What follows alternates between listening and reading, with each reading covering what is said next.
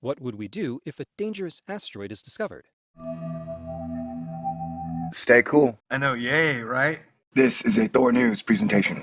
Thor News presents... There were other people. Why should you be the only one involved? But I am involved. We are all involved. It doesn't matter what I believe. Hit the button, baby. Thor News presents. And hey, Alex, technically, if you wanted to have a good example, artist's interpretation of the ARM program, wouldn't that dog only be getting a pepperoni instead of the whole slice of the pizza? NASA's bold asteroid capture mission Pluck. I don't know if you know this. Thor News is for winners, and that's why you're here. So stick around. This is something NASA rejected. Houston, be advised. We've got a video message. I'm gonna have to science the shit out of this. Hit the button, baby. To do much better. All right, welcome to this wonderful and very special Asteroid Fight Club meeting. Now sit down, shut up, and listen, because this shit is important. We are over at the American Institute of Physics, and apparently somebody in the Senate is a big Thor News fan because they are very skeptical of the NASA Defend Asteroid Redirect Mission. I've been making fun of their anti-asteroid ideas for a while.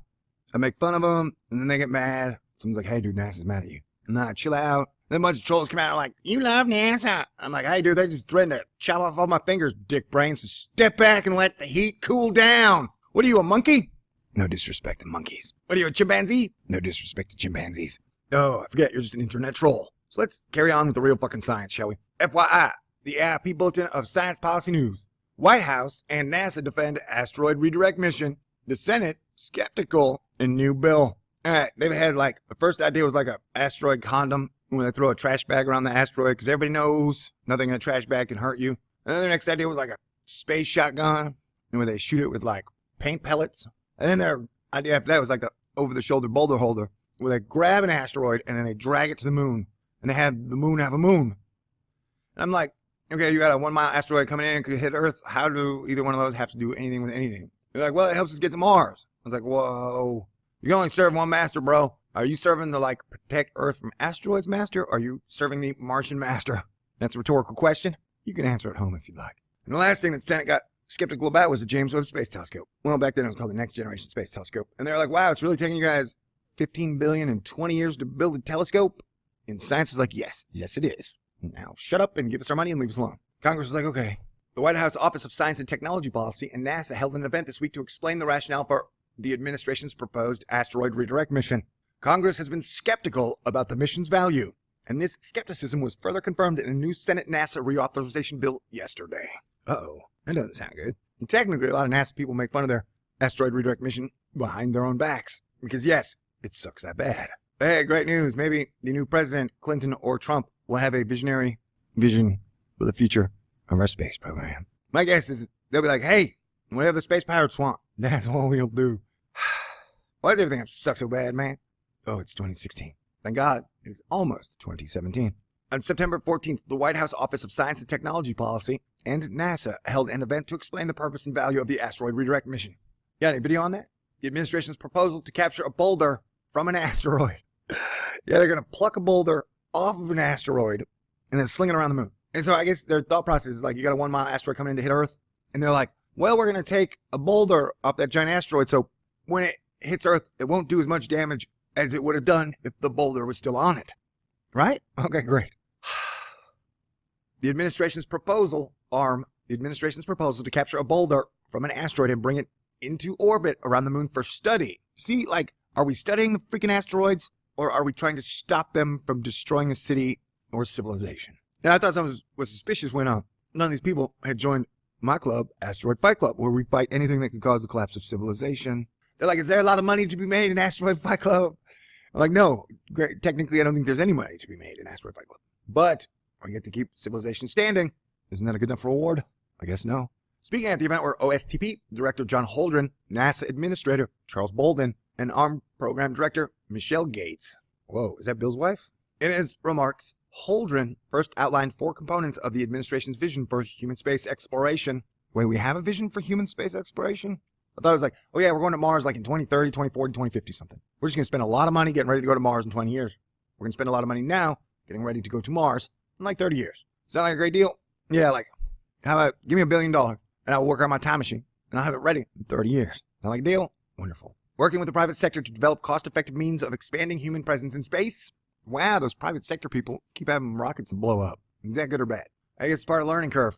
If you've got to go from being a private company to being at the top of your game and matching a national space agency that's been around for over 50 years, I guess you're going to have some hiccups along the way. It seems a lot to ask. How does SpaceX make money, by the way? Developing new technologies for space exploration, extending use of the International Space Station into the mid-2020s because high school science classes will always have projects that the ISS can help out with. And NASA's here to help high school science as much as it can, so that it can serve as a test bed for these new technologies, and executing a series of increasingly ambitious missions to take humans beyond low Earth orbit. We've already been to the moon, so you can say like beyond the moon, because we've already been there. Now that we're stuck in low Earth orbit, it still counts that we went to the moon before, right? So you can say, whatever. Holdren then explained that the arm is a key part of the vision as it provides a destination for humans to conduct operations near the moon and demonstrates advanced electric propulsion capabilities, keeps the ultimate goal of sending humans to Mars. First of all, why is that the ultimate goal? Like, is our space agency going to end when we get to Mars? Wouldn't, like, the ultimate goal be to set foot on every planet in the solar system? Is really, like, Mars the be-all, end-all here?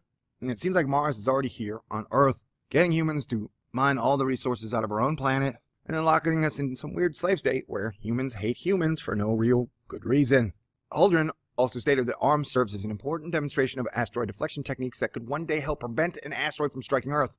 Wait, so how does plucking a boulder off of an asteroid and then flinging it around the moon help prevent an asteroid from striking Earth? I guess they didn't have anybody like me around there that could ask questions like this. They probably just had G-men, astronomy reporters, or pretty much G-men, and like Astromutt there, asking questions that were handed to them.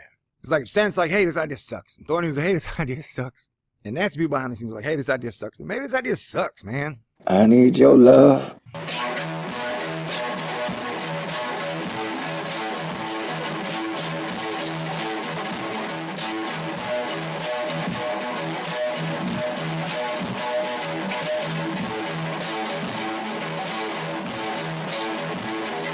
Party dance time. WTF. Planetary defense is a team sport. What would we do if a dangerous asteroid is discovered? Stay cool. I know, yay, right? This is a Thor News presentation. Thor News presents... There were other people. Why should you be the only one involved? But I am involved. We are all involved. Doesn't matter what I believe. Hit the button, baby. Thor News presents... And hey, Alex, technically, if you wanted to have a good example, artist's interpretation of the ARM program, wouldn't that dog only be getting a pepperoni instead of the whole slice of the pizza? NASA's bold asteroid capture mission Pluck. I don't know if you know this. Thor News is for winners, and that's why you're here. So stick around. This is something NASA rejected. Houston, be advised. We've got a video message. I'm gonna have to science the shit out of this. Hit the button, baby. To do much better. All right, welcome to this wonderful and very special Asteroid Fight Club meeting. Now sit down, shut up, and listen, because this shit is important. We are over at the American Institute of Physics, and apparently